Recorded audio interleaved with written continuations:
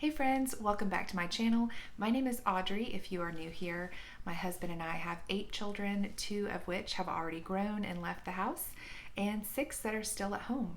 We live on a 6-acre homestead in the Midlands of South Carolina.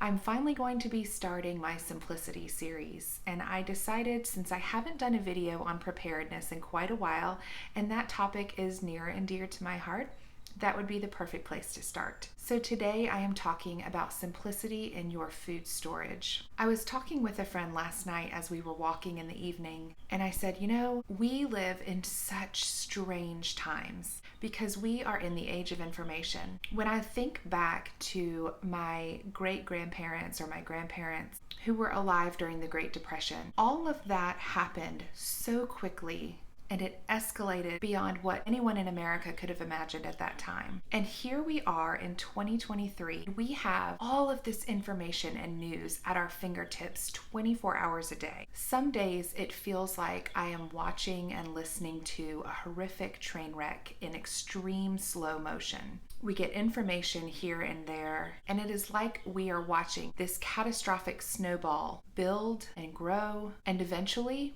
it's going to reach the dominoes and they are all going to fall. So when we take these uncertain times into consideration, whether it's the threat of war, a nuclear disaster, food and farming instability, a recession, or even the next Great Depression, how can we best prepare? One huge advantage of being in the midst of the age of information, where we have all of these warnings and signs at our fingertips all over the world, the easiest and simplest place to start is food.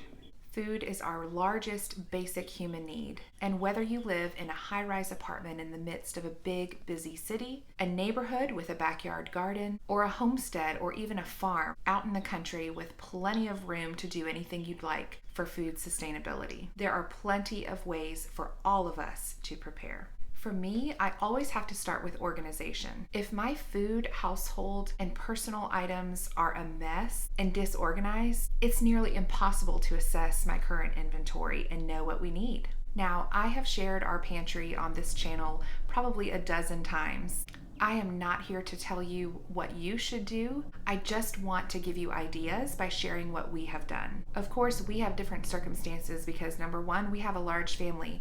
We are feeding a whole lot more people than the average American family. We also have room to grow and produce some of our own food. But even if you don't have those same circumstances, you do have access to farmers markets, local farmers and ranchers. Even within an hour's drive, you can make contact with people who do grow and produce locally, and that can take you one giant step away from the big grocery chains. Knowing where your food is coming from, that it's local, and how it is grown and produced is huge, and it's a big step toward your food security. My goal for today is to share how my food storage goals and methods have changed over the last couple of years.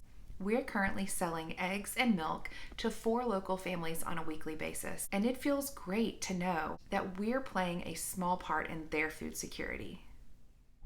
When you step out our front door onto the porch, we have 6 plastic urns that are filled with good soil and compost, and we grow in them year-round, whether that be spinach, kale, or lettuce. It's super convenient having salad greens right on our front porch. This is our cold hardy avocado tree that we ordered last fall. We have it in a really large pot on our front porch because we do need to pull it in when it gets below freezing out. Supposedly it can handle up to 20 degrees, but we don't want to take any chances. Avocados are expensive. Next, we have our orchard. Now, don't be fooled. If you have a front yard or a backyard, regardless of the size, you have the ability to plant fruit trees. All of ours are dwarf varieties. We have Arkansas Black and Granny Smith apples, as well as 2 pear trees, a peach tree, and 2 fig trees.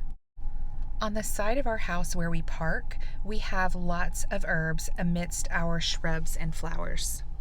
We have 7 young raspberry plants thanks to our sweet neighbor who often brings me cuttings off of her established plants. Of course, one extremely simple way to add food to your home is with some backyard chickens, whether it's 2 or 22.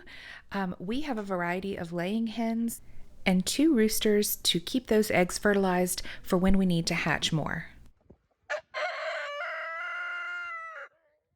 I never get tired of seeing baskets full of eggs that we can use and share. In addition to our laying hens, we have a French dual-purpose chicken called Bresse, Bresse. We have 3 roosters and 2 hens. One of the hens just hatched 2 eggs on her own, and we are working on building that flock so that once a quarter we can do a round of meat chickens. In with our meat birds, we have Peaches the calf. Peaches is a Jersey Red Angus cross, so we will be raising her for meat. We also have Miss Penny, our Jersey dairy cow. She is putting out about 3 gallons of milk a day. We are selling about 14 gallons a week to friends and neighbors. And we use the other 6 or 7 gallons to make butter, sour cream, cream cheese, yogurt, and of course just for drinking.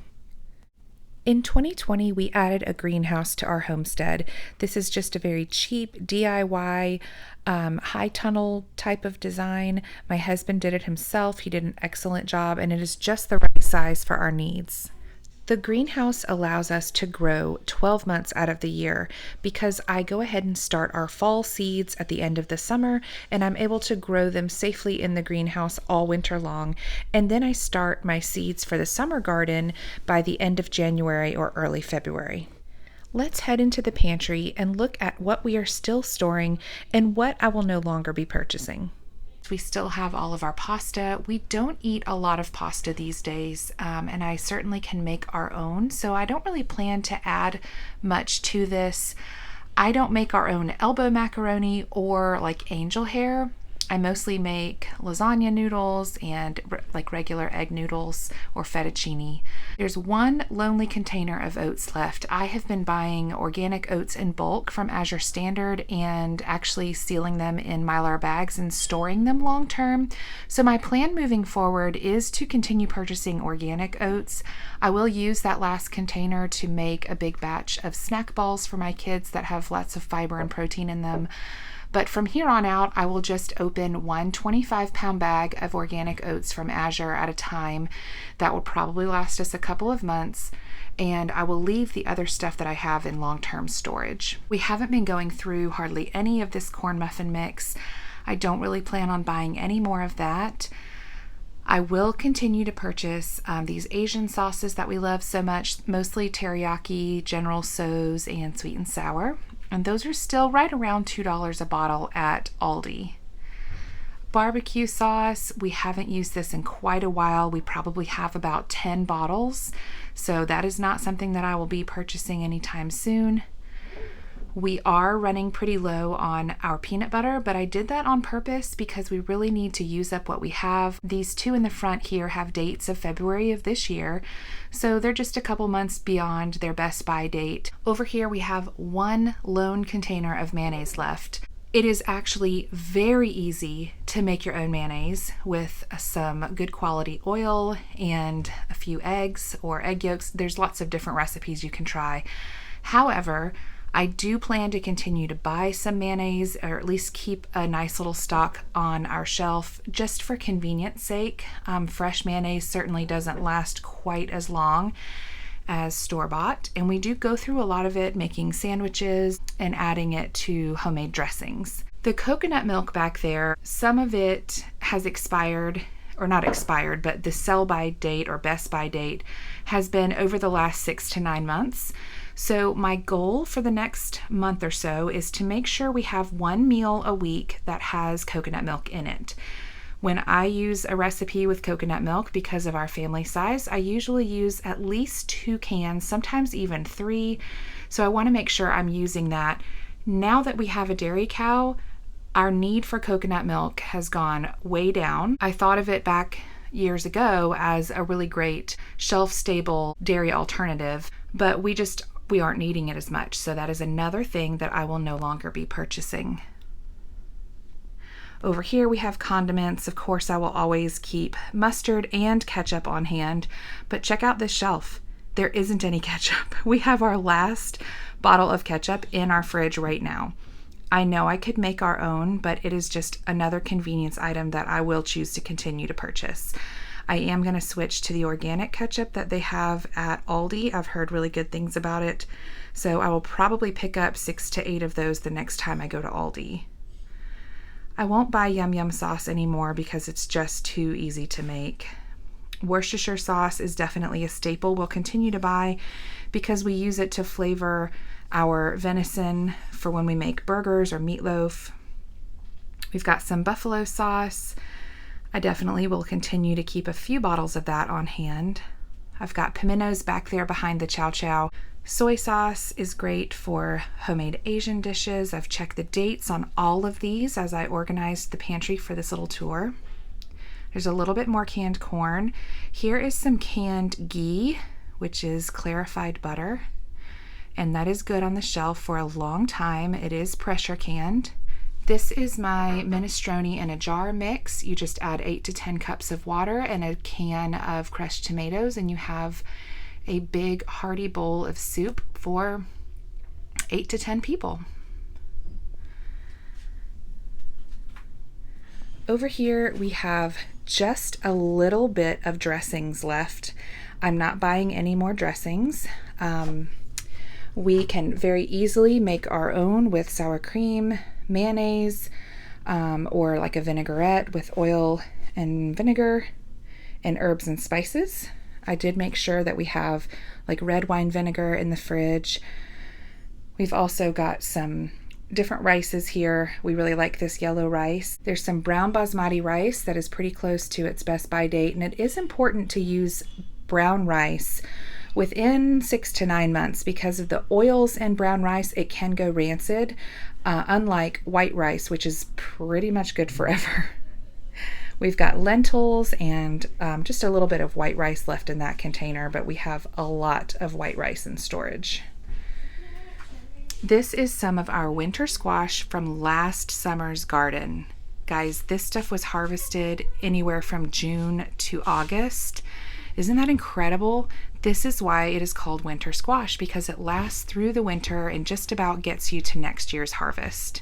I've got some butternut squash and spaghetti squash left. Over here I have a basket of onions. These are not from my garden. These are just from Sam's Club. And back here we have some bone broth here on the left and some canned potatoes from our garden from last year. One of the things about growing potatoes for me is I want to make sure that we can preserve them in a way that will last us until the next season. And this is what we have left. We have 5 quarts left. We have used these. I kind of cubed them up rather large, like a good 1.5 inch or so chunks, and just pressure canned them in water. And sometimes the kids will rinse them and cut them a little smaller and fry them in just a tiny bit of avocado oil to make like a breakfast hash brown. They're also good roasted. I look forward to pressure canning potatoes again this year. Down on this bottom shelf, we have just kind of some random things. I've got pickling lime back here that I use to water glass our eggs. There's 1 bag of Parmesan crisps left, some Vital wheat gluten that I add to our all-purpose flour since I haven't been able to find bread flour in bulk since COVID. This is what's left of a 25-pound bag of Redmond's real salt. This is my smaller Instant Pot, a container of some Trim Healthy Mama ingredients, and basmati rice back there in the corner. Over here in the corner of the pantry, we have, with the green lid, there is about 4 or 5 months worth of pancake and waffle mix that we get from Sam's Club, the big 6-pound bags. I usually go ahead and buy 3 or 4 at a time, and when that bucket gets almost empty, we top it back off. We can easily make pancake and waffle mix on our own, but this is very convenient. The kids can make it without any help at all, and it's just something extra to have for breakfast that is kind of a convenience food. And back there with the red lid is some hard white wheat. I do try to keep about 4 or 5 buckets of wheat in the pantry, and we just go through one at a time, and then I have other wheat in our long-term food storage. All of these bins here on the bottom, with the exception of these 2-gallon buckets right there, contain either rice or flour. They have all been frozen previously and then brought back to room temperature to make sure that any potential insects or eggs or anything have been killed. We let it come back to room temperature for a couple days and then we store it in these. I know that's really gross to think about, but unfortunately it's just a reality when you're talking about food. Up here on the top we have our emergency Crisco, which I can tell you I've never used. I don't plan on buying any more of it. We have plenty of good healthy fats in our food storage. There are some oil lamps up there, which, by the way, we can no longer find at Walmart. They used to have them for about $7 per lamp, and then for about another $7 you could get a big bottle of lamp oil that you see up there. To the right of those are our water glass jars. Those are our big 1-gallon jars that we use to store our water glass eggs in the winter. We will definitely start filling those very soon. We have a few cases of ramen, just kind of emergency food. Some cream of chicken. I like to keep, like 1 case in the pantry for convenience. We only use it for about 2 recipes. Applesauce and lots of chicken and beef bouillon. Down below, I do have some store-bought marinara. I look forward to harvesting our tomatoes from the garden this year. Some canned pumpkin left from the fall. I haven't purchased, this is our last 2 cans of collard greens. We were only using these canned collard greens in our West African peanut soup recipe.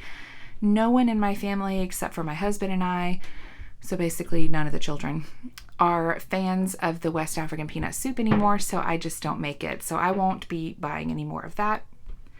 Diced tomatoes with green chilies, as well as some regular green chilies back there, and crushed tomatoes. We go through those on a regular basis. Some artichoke hearts, curry paste, black olives, and refried beans. Black olives we will definitely continue to purchase because we don't grow those and we do love them. Refried beans I will not purchase anymore. I haven't purchased any in quite a while. It's just too easy to make, and it's not something that I need to take up space on my pantry shelf. Down here we kind of have some easy canned green beans. Again, this is something that we don't use on a regular basis. No one in my family are big fans of canned green beans, but every once in a while it does make a good green bean casserole. Something that I discovered about canned carrots, these were fresh carrots that I canned. They're very, very mushy. I don't think I expected anything less, but we will probably just use these to make something like a carrot souffle, which is an awful lot like a sweet potato casserole. That's about all that they would be used for, or baby food, but we don't have babies anymore. Some leftover pickled banana peppers. Some of them are spicy, some of them are more savory. They are delicious. I think we have 4 jars left, and I can't honestly remember if I planted banana peppers this year. That is my last pint of canned chicken. I do have some quarts, but that's the last pint. I do need to do some pressure canning soon before the garden starts to come alive and need my attention and time. Over here, we still have lots of cowboy candy left, as well as fig preserves, peach butter, applesauce. Some of those things I will not need to can again this year. Like, I still do not need any more cowboy candy. And I'm not sure I need any more fig preserves either. I'll have to check on that. Back there in the back, we have peach salsa, which I most definitely will be making more of this year, as well as regular salsa. It was so good. I cannot wait to use our fresh tomatoes and cilantro and jalapenos. That was the best homemade salsa I've ever had. Hopefully, I wrote the recipe down somewhere. Back here we have some pressure canned white beans. These 2 right here were kind of like a red beans and rice base. So it's the red beans and meat and spices and peppers and things like that, and you would just dump it over some rice. as well as some canned ground venison. This is super convenient to have on the shelf, as well as the chicken. So we will always have pressure canned meat on our pantry shelf. It's also really nice to free up freezer space as well. Other lessons we learned last year with the garden would be that these pole beans that I grew have a string. They all have a string, and we didn't know, so we didn't pull them. So the first time that I made some of these, I warmed these up from what we canned, we were all thinking, oh, what are these like thin sticks in our mouths? And we're all pulling the strings out. So probably I'm going to open those 6 quarts and give them to the chickens. And then we will do better this year and we will pull the strings. Down here on the bottom, I've got some masa that I will be using to make tamales, as well as the corn husks behind them. There's pinto beans that I will pressure can, and we can also use them to make homemade refried beans. Sweet potatoes. I am growing twice the sweet potatoes that I grew last year, and I am so excited about it because we still have an entire basket full of sweet potatoes from the ones that we harvested last August. And this is April. Isn't that incredible? I mean, we live in the South and we have humid, very warm temperatures, pretty mild winters, and they have still lasted in our pantry. It's really incredible. These are from the store. These are not the ones I'm talking about. I did pick up 2 big containers, big cans of pineapple at Sam's the other day. They no longer carry the big cans of mandarin oranges that my kids like so much, which I was pretty bummed about. Some Aldi Ritz crackers, extra virgin olive oil and avocado oil, as well as coconut oil. Some extra Cholula, which is one of our favorite hot sauces. The stuff in the brown looking jars is apple syrup that we will thicken when we use it, and we can use it to top pancakes or waffles. Clear gel is for canning apple pie filling or any fruit pie filling. That is just kind of some emergency salt. We don't typically use iodized salt. Some plain popcorn, more pickling salt. These blue containers right here are canned ham from Aldi. I just kind of bought them on a whim to try them out. Some molasses for making brown sugar, tuna, and canned pulled pork. I kind of plan to use that pulled pork to try the tamale recipe. If you've been around for a while, you can see that I have finally worked my way through a good bit of the tomato paste. I have used a lot of it to make homemade marinara sauce using fresh herbs, and it was so good. But I do go through a lot of it, like 6 cans to make one big pot for like one recipe for my family. I still love buying the jarred Alfredo sauce from Sam's, even though I could make it ourselves.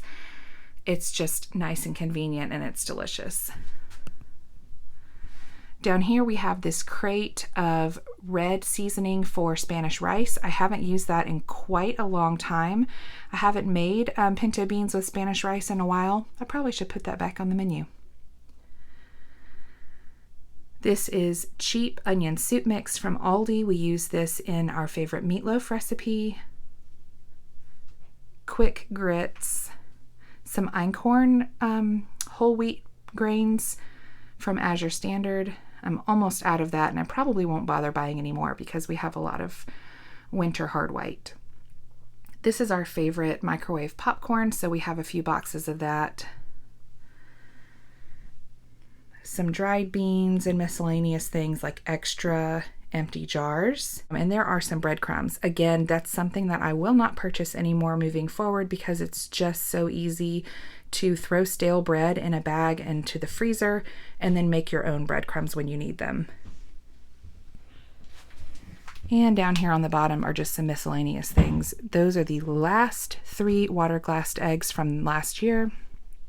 We have some apple cider vinegar, homemade apple cider vinegar, regular white vinegar, some Augustin Farms dehydrated and freeze-dried food that occasionally goes on really good sale on Amazon that I just cannot pass up. My hand crank grain mill. This is our French fry cutter. That is definitely a necessity. And then down below we have another 25-pound bag of real salt and some other wheat. That is soft white wheat, and we don't go through it very often, but I need to start using it more when I'm going to be baking. And there's more hard white wheat. Moving into our kitchen cabinets, I love to have a convenient little stash of boxed brownie or cake mixes.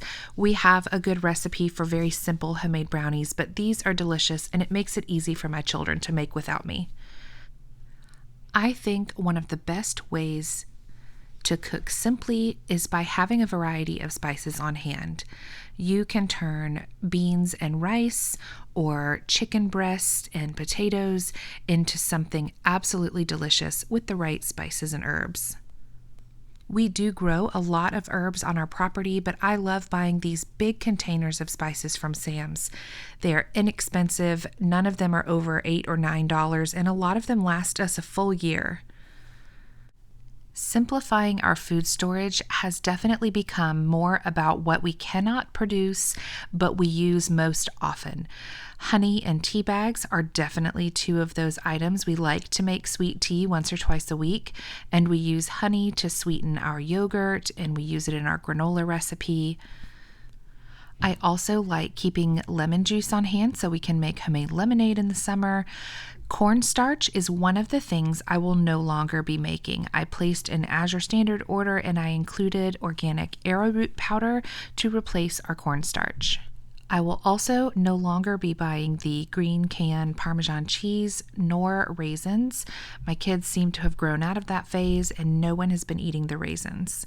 I also placed in a bulk order of organic baking cocoa from Azure, so I will no longer be buying the super cheap stuff from Walmart and Aldi. This certainly isn't Pinterest worthy, but it is extremely practical, and that is taping my most used recipes to the inside of my most used baking cabinet. You can see the recipes that I have here. You are welcome to pause and take some screenshots.